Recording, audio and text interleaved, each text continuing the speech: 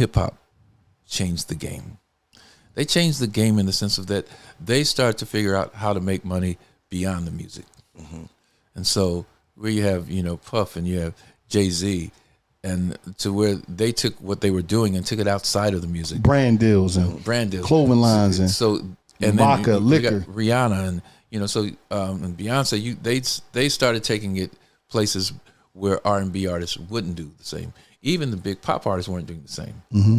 They really started saying like, okay, I'm out to make some money. I'm gonna figure out how to make some money, and they became bigger than their music.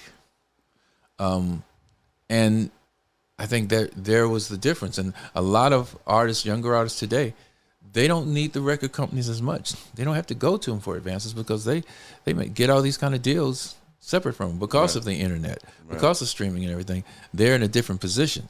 So if you're a star and your brand is hot, it can be a whole different game for you. Mm-hmm. So it is as much about being a star as it is about even just the music alone.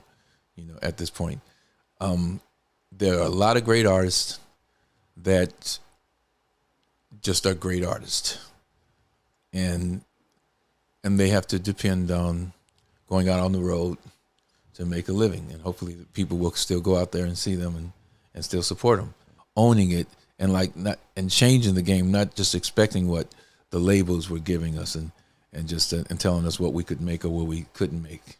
They came in and said, "No, that's not going to work for me," and they started changing the game there. How important is publishing? Very important. Like important to what because you get your deal, you might get advance over here, but you still got the publishing right here, the administrative deal or the publishing itself. If you don't sign it away, how important is retaining your publishing? If you can hold on to your publishing, that's everything. There's always deals, and the deals have changed now where people don't give away their publishing as much. But initially, back in the day, you signed to a label, certain labels, the publishing was like you had to give it up just to get signed, just to even get an opportunity, or at least 50%. And some labels, I won't say names, they took 100%. So the game has changed today. So that basically put the artist solely in, I got to do shows in order to eat, or I got to sell a lot of records. Sell a lot of records, and some were able to keep their writers, and that's and some weren't. Holding your publishing is the most important thing that you can do, especially if you're a great writer. And you're a prolific writer, and you write for a lot of people, not just yourself, but also other people. Right. And because you can make a living with that. Because all the documentaries that you ever see from the OGs, they all got the same story, man. They all was super talented. They all was selling a shitload of records, and they all was getting robbed. That's the case, and that would not just be. That wasn't just on publishing on record companies. A lot of times that would be managers and accountants and people that were in the game. So that was everybody was out to steal. Did you ever have a bad experience in the game? Like growing up and coming into the game, did you ever have like a bad experience? Yeah, we went through a lot of things. Just starting off with, having to give away the publishing in the beginning, signing to a label. So how much publishing did you have to give away in the beginning? 50%. Damn. Or, when you sign to a label, it was like. So Whip Appeal, is that 50%? That was, it's no longer now, but it initially, that was part of the thing. I think that came, trying to think, because when I did that, was I off of Solar?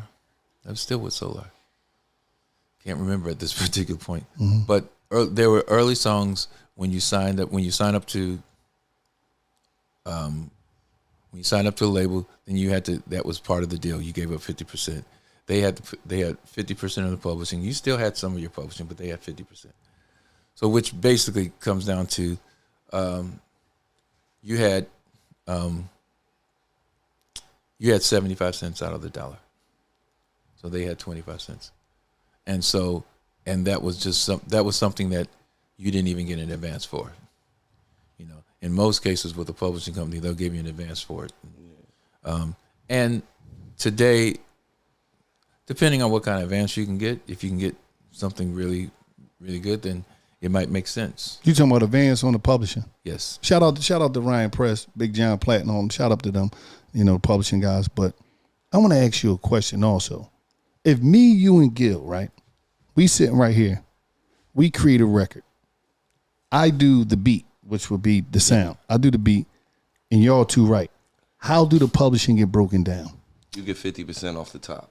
No, I'm asking him, not you. Well, I'm telling you, it's the same shit he's going to answer. No, the only reason I'm saying that because you never got no publishing money. But go ahead. So, there's no. It doesn't mean that you get 50% because you did the drums. Okay. If all three of us are in the room, legally I could claim whatever equal percentage. But usually in today's climate, if you do the beat, you get 50% of the publishing off the top. If that's what you agree. If that's what you agree. So we can agree with anything in the room. So the point is, a lot of times what people that write all the time, if they go in a room together, they say, okay, let's just split equally because at some point somebody's going to do more and somebody's going to do less. Right. So those are people that kind of work together on a consistent basis. The beat, someone can argue that, okay, you created the beat, but that's not the most catchy part of the song. That's not the part that sold the song. Could be the hook, could be the melody. So what's to say that your beat is more important than what I just did, what I put on top of it? It wouldn't mean anything without what I put on top of it. So I'm not gonna go with letting the beat be the main thing. So we could say we get 33 in the third. If we doing it all the time, we going in there working for. We like, yo, we gonna bust it down this way. Yeah. Do the artists get say if we just write it? Do the artists get a percentage too? In some cases, the artist, depending on how large that artist is, they could say, "Oh, I want a piece of it." That happens. Even though they didn't write nothing. Even though they didn't write anything. Even they have nothing to do with this song being a hit record. But in some cases, if it's that kind of artist that is going to help sell that record, then I'm going to give up a percentage. You're like, yeah, hell yeah. It's like, you want a piece of this and you're going to support it, I'll give up. It makes more sense to give up a piece of it rather than to just say, I'm going to hold on to this and put it on somebody where it don't work. Right. So you have to figure out, it's a song by song basis. All right, so when is the most important part of this music thing is the publishing or the masters? I think the masters are important too, but the publishing is what there's a whole lot more formats where the publishing goes, because it goes in streaming. If it plays on TV shows, if it plays on that's the masters, the publishing exists even when someone else redoes the song, does the song over, still get publishing. Remake of it, still get publishing of it. Masters don't have anything to do with that. Mm-hmm. So the publishing lives forever. The masters are only for that performance. So the masters only matter if you're hot, right? If you're hot, or if you could be, the masters could be great for an artist that, years later that you still find or something, but it's still, once again, the publishing means that can be a lifetime of, making money. And I be hearing people be like, a lot of companies be coming trying to buy publishing. If they come to buy your publishing, how do they evaluate your publishing? They say, hey, Babyface, we want to buy your publishing. They evaluate it by looking how much it makes and how many times it's played on, whether it's still on radio or how much it streams, how many times it gets played on, whether it's TV shows or it gets picked up. There's a way to look at it and see what kind of money it generates per year, and they kind of do that by a multiple. What's the multiple? It can vary. Okay. It can vary from 10 times to 20 times. It varies. There's no set number. I know they stay coming at you. They stay offers. Well, there's no. I mean, they're always looking at it, and they come at, and a lot of people have been selling because they've been coming out with really, big multiples.